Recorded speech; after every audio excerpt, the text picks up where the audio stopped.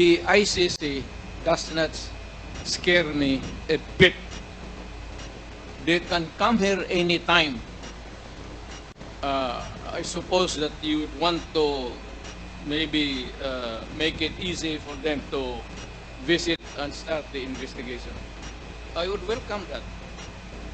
Alam mo, wala naman tayong kagawa na. Ang sinabi ko, yung ginawa ko, sinasabi ko na sa inyo, yung ginawa ko. I did it for my country and for the young people dyan sa droga. No excuses. No apology. If I go to hell, so be it. Bigyan mo ako ng pera, ako nang punta ng ICC doon. Ako na mismo magpa-imbestiga doon. Ang tagal nila, hurry up. Kasi baka matanda na ako, mamatay ako. You might miss the pleasure of seeing me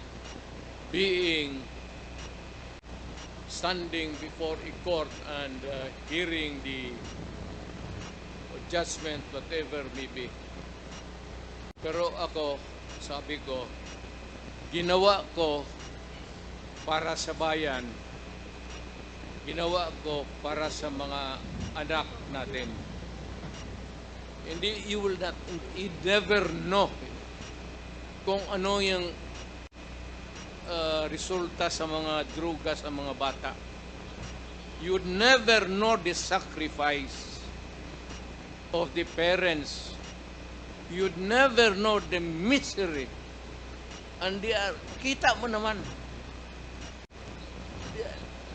sa lahat ng Pilipinas.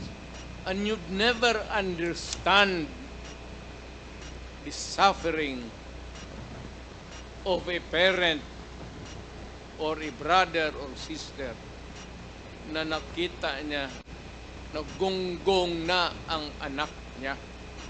Pinaaral mo, kindergarten, grade school, high school, pagdating sa college, bigyan mo ng droga tapos naggunggong na, and you render the human being inutil. Yan ang masakit sa akin nung na-mayor ako. Kasagsagan yun ng droga. Hindi ko katanggap-tanggap. Kaya kita papatayin talaga. Prangkahan. Hindi ko matanggap.